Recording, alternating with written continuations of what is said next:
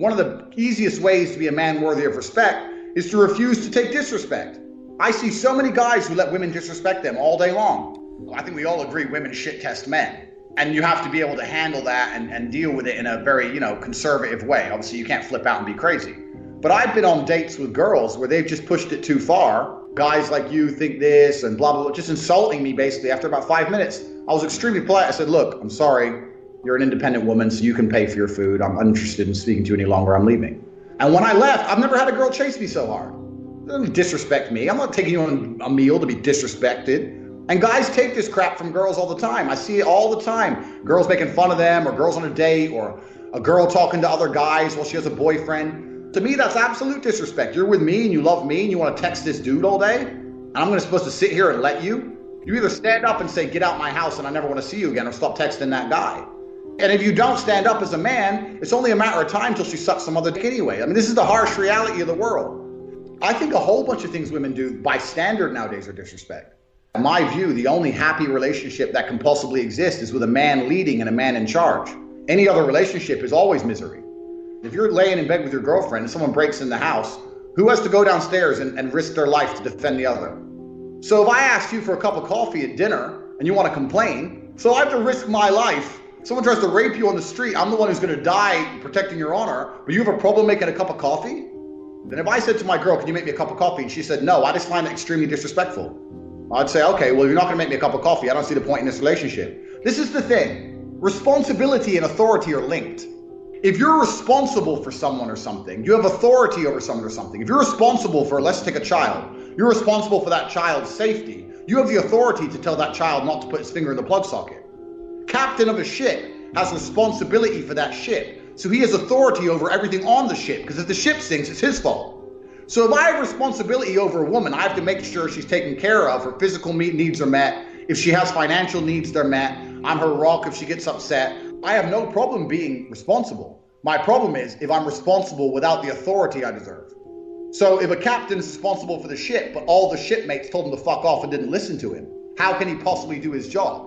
If I'm responsible for the girl in the relationship, then I deserve the authority that comes with it. I'll make sure you're fine. I'll take care of you. I'll keep you safe. I'll protect you. But if I want a cup of coffee, I expect you to make me a cup of coffee. If you're in a relationship where you have all the responsibility, but no authority at all, then what's the point? What are you adopting it for? What are you adopting the responsibility for? And this is what a lot of women try and get out of their men. They want their man to be responsible for them and all their problems, but they don't want to listen to anything. I'm not going to be responsible for anything without authority. If a girl won't listen to me, I don't consider myself responsible for her. And therefore, she can piss off and go be a hoe. Responsibility and authority are absolutely linked. And that link has been broken. And that's why a lot of men are in relationships they don't understand. I have guy after guy message me saying, I don't know what to do. My girlfriend's talking to this guy. He's her friend since school. I'm like, bro, you better tell her to get out the house or stop talking to that guy. He's like, oh, but she might leave. If she chooses to text another guy over live with you, how long is it till she fucks him? And maybe because I'm so black and white with it, people think my advice won't work. But I say, look, maybe she walks out the door and you just saved yourself a whole bunch of time, because it was sooner or later, that's all she was going to do anyway. Like I said, I've been doing this a long time. Same thing with the cam girls. As soon as they wouldn't listen to me about something, then they had to go. Because I don't think a relationship can work any other way without a clear leader. Name a corporation where everyone has the exact same stake. Name something that functions and works 50-50. There's always a chain of command. And if the woman's in charge, she's going to resent you. So that by default means it has to be the man. So you have to make her respect you and take charge of the relationship and keep things under control. That's my view of it anyway.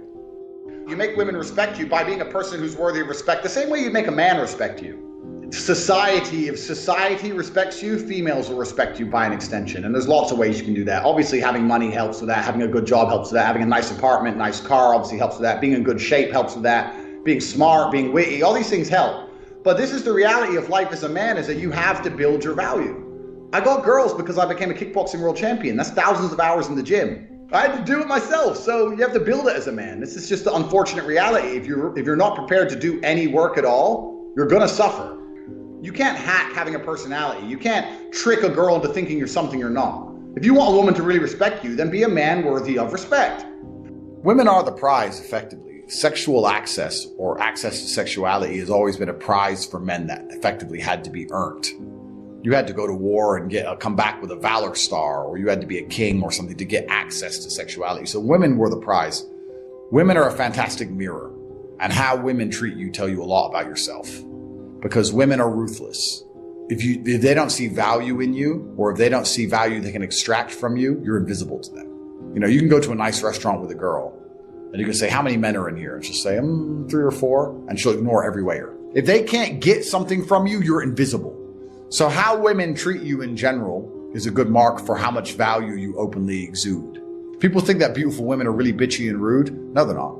They're actually very nice and soft and sweet. They're actually quite shy and insecure if you're that guy. They don't even want to bother having a conversation on any level because you don't exude enough value. So women are a mirror. They'll tell you everything you need to know about yourself. And you should pay attention to it and you should change it. There's this idea that if you go to Eastern Europe, it's this haven of beautiful girls and they're all so nice and submissive. Let me make it very clear, that's complete bullshit. Firstly, Eastern Europe is really not that poor. I live in Romania. There's a Lambo garage 2 miles from my house. You go to the club, it's full of people popping 20 grand in champagne. There's plenty of money here, so girls can find money. Also, Instagram has changed the game. The idea of some village girl who's a 10 who doesn't realize she's a 10, that's long gone. I've met girls from villages here with like 400 people who are sitting on 100,000 Instagram likes. They know their value. The difference between Western and Eastern European women is this. Western women are easier to sleep with. Eastern European women are harder to sleep with. Eastern European women in general are more loyal, so they're harder nuts to crack, but if you get them, they're more likely to stay with you and be girlfriend material. Whereas Western women, you can bang after a bar crawl, but she ain't worth shit. If you want, I say this all the time, people say to me, because I've been to 72 countries, they say, where's the easiest place to get laid? I say, Northern England. You'd have to try very hard to not fuck something. Because they just have no values, and they drink too much. And they have very little standards for themselves. They bought into the whole feminist Western lie, and they're completely prepared to bang a bunch of dudes because they think it's normal. Whereas in Eastern Europe, women don't want to be seen that way. I mean, if a woman here decides she wants to be a hoe, she's going to go be a professional hoe. She ain't going to be a hoe in the club for free. If an Eastern European girl's smart enough to go, well, if I'm going to be a slut, there's some money in this game, I'm going to do it for free. Although I've had a lot of girls, my understanding is very simple. The end goal, everyone wants a girl who's fiercely loyal to them. But if I go to jail, I want a girl who's waiting for me. If I get sick, I want a girl who comes and nurses me in bed. If I want kids, I want a girl who's going to be proud of her husband and proud of the children she's raising. That's what every man truly, really wants, I'd like to think, at least. If a woman's not loyal to you, what other value does she have? What value is a non-loyal woman? Sex? Is that it? Are you so desperate that you have to bang something that everyone else bangs? Without loyalty, a woman's worth absolutely nothing. So that's my number one goal from a woman. All I want is loyalty. I'm not interested in nearly anything else. I don't care how pretty you are, how much you cook, clean, how nice you are. If you're not going to be loyal to me when times get tough, then you ain't worth shit. I mean, I think the world's going to constantly and endlessly give you feedback. Women are a fantastic mirror and there's no point in getting mad at the mirror, but I guess to a degree, the whole world is a mirror on some level. I think that the thing that people struggle with most, especially men, is that we only learn lessons the hard way. That's the problem. You want to be good at learning lessons the easy way, which is really paying attention and making sure the feedback you're receiving, you need to be perceptive to it so that it doesn't have to be so hard-hitting. But what people typically do is they go out for a drive, their wheels slide a little bit, they continue, and then they crash. And then they realize I should have slowed down once they hit a tree. But when they got the easy little bits of feedback, they didn't want to pay attention to them because it was easy and they thought they got away with it. They wait for it all to blow up and go wrong, and then they learn. So men only learn the hard way. But sooner or later, hard things are going to happen anyway. God's going to make sure. So you're never going to be able to avoid that car crash one way or another. Something's going to happen and it's going to hit you. And then it's your chance to prove to God you are the person you say you are, and to just be cerebral enough about things to understand that everything comes to an end one day unless you die. They can throw you in solitary confinement. It's going to end one day or you're going to die. And when you die, it doesn't matter anymore. So there's no point in being completely distraught about it. You have to find the joy in the crack in the sunlight through the roof, and that's life. What else can you do? You find me a guy who turns up on time every time with a miserable look on his face and does his job. That's the kind of guy I want. Doesn't matter if he crashes his car. It's just another day, another shit sandwich. Gotta go to work and get my work done. That's competence. You don't need happiness to be competent. You're supposed to feel respected. And you're going to do that via competence, hard work, dedication, and becoming somebody worth respect. It's kind of interesting because I actually believe that respect is more important than happiness for men. The men who are truly respected don't need to chase happiness because when you talk, people listen. How could you be happy as a man if when you say things, nobody listens to you? You say X and your wife ignores you, your kids ignore you, and all the men around you laugh.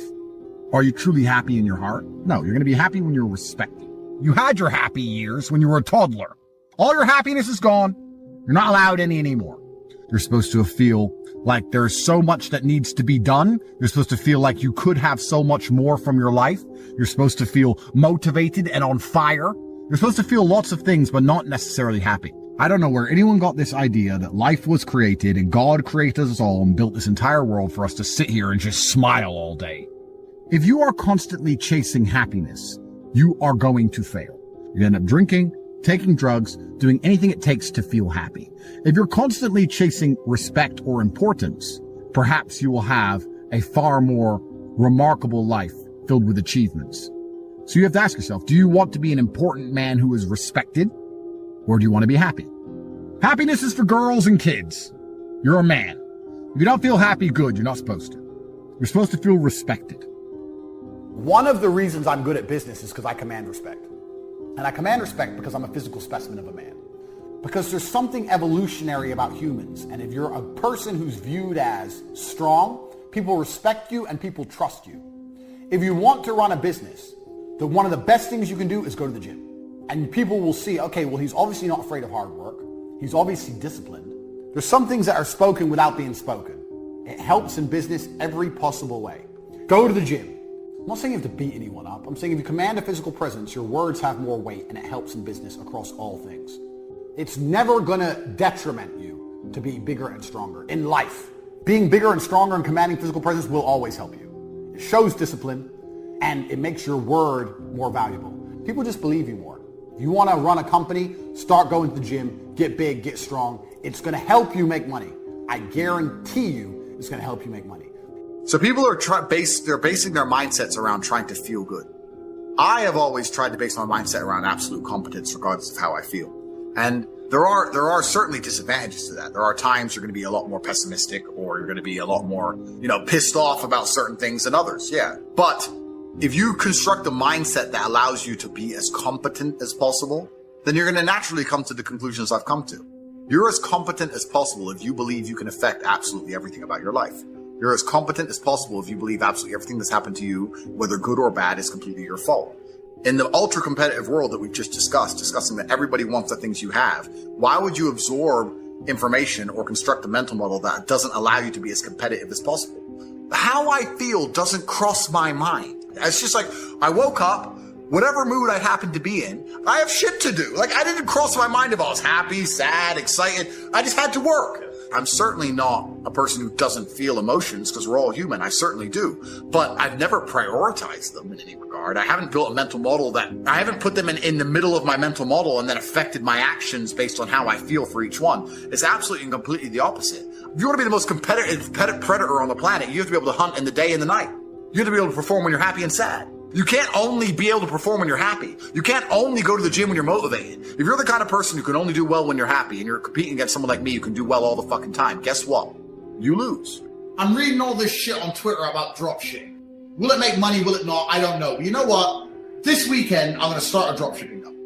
And then you're like, okay, well, I've said it now, so I have to do it. Saturday comes around. Even if you don't want to do it, even if you're not in the mood, whatever. But because you found the motivation to previously say it, I'm not full of shit. I mean what I said. By the end of play Saturday, you might have a dropshipping company, or you'll at least know more. You might be making $100 a day. Who knows? It might change your life. I say to Tristan, yeah, I'm going to train 5 hours.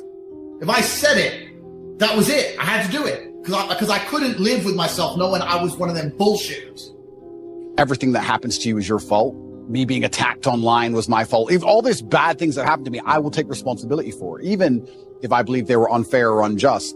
And I think that any man who's going to sit there and say, I'm struggling, if you're going to truly struggle to not click on a website, then you're going to deserve the terrible life you're going to live.